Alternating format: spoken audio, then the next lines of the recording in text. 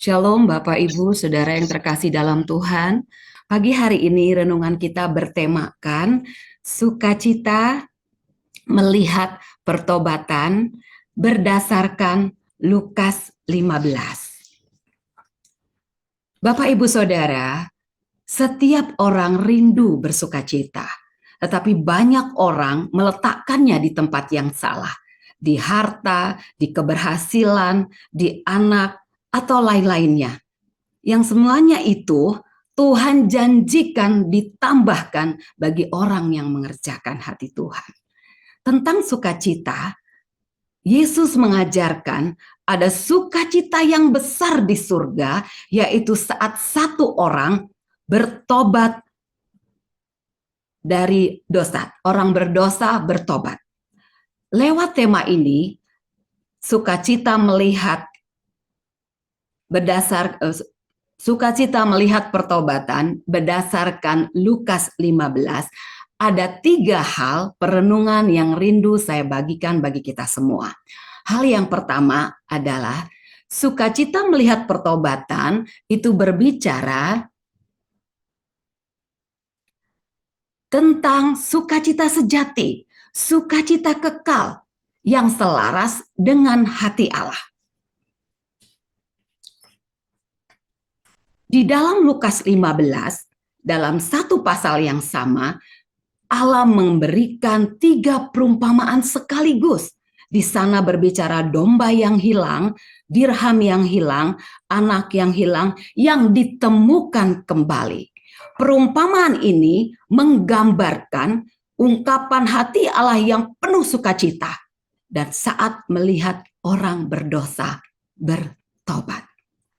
Bapak Ibu Saudara sekalian, di kisah 15 di Lukas 15 ayat 7, demikian juga akan ada sukacita di surga karena satu orang berdosa yang bertobat lebih daripada 99 orang benar yang tidak memerlukan pertobatan.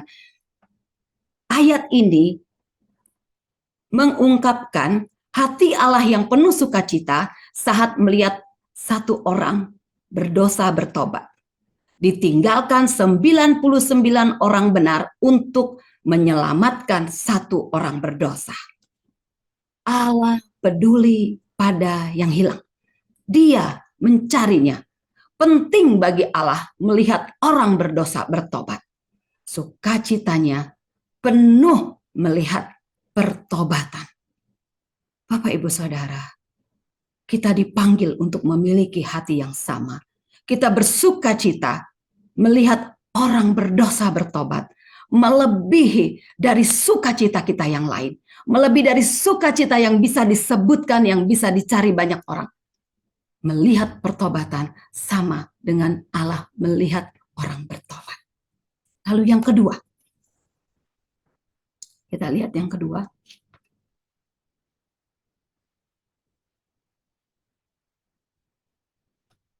Perenungan yang kedua adalah sukacita melihat pertobatan dimulai dari hati yang mau mencari yang hilang.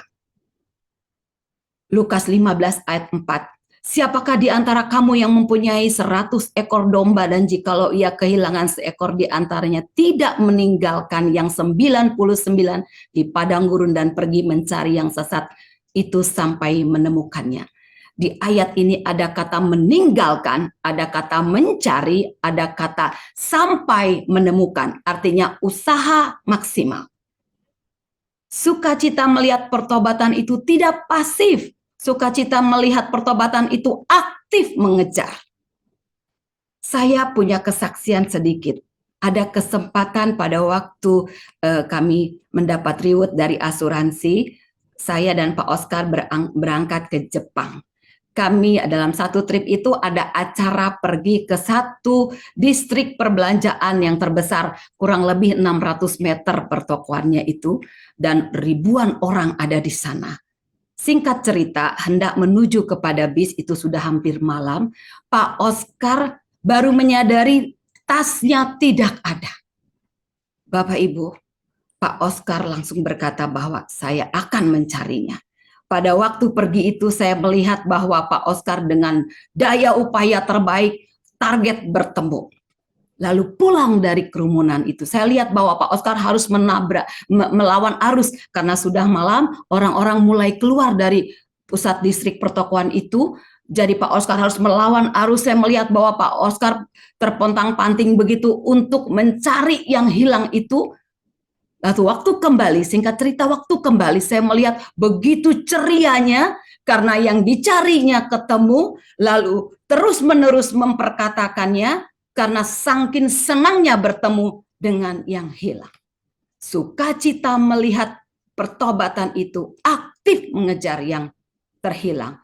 Bergerak, melangkah, mencari, mengerahkan daya upaya yang terbaik. Targetnya sampai menemukan orang yang bertobat. Ini sangat saya bisa gambarkan karena saya pernah melihat seorang Pak Oskar kehilangan sesuatu yang berharga. Yang paling berharga di tasnya adalah paspor Bapak Ibu Saudara untuk kami bisa pulang lagi ke Indonesia. Jadi begitu berharganya yang dicari, yang hilang itu. Nah, ini sebuah ilustrasi bisa digambarkan bagaimana kita melihat orang berdosa menjadi sesuatu yang penting dalam hidup kita. Sesuatu yang betul-betul kita kerahkan daya upaya kita yang terbaik dan sampai bertemu dengan orang-orang yang bertobat. Kemudian di Yesaya 52 ayat 7 dikatakan, betapa indahnya kedatangan orang yang membawa kabar baik.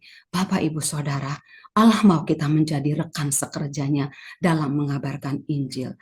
Yang berbuat sesuatu lewat doa kita, berbagi kepemilikan, dan bersuara menginjilkan bahwa hanya Yesus jalan satu-satunya keselamatan. Kita tidak takut melihat keadaan-keadaan yang sukar. Pada saat kita menginjili, kita disertai dengan kuasa yang besar.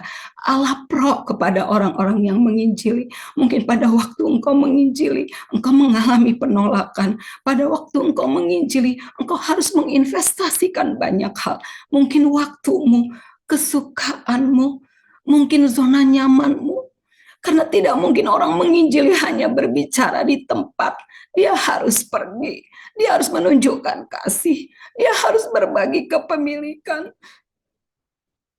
Ada banyak orang menanti-nantikan orang-orang yang mau peduli terhadap dunia.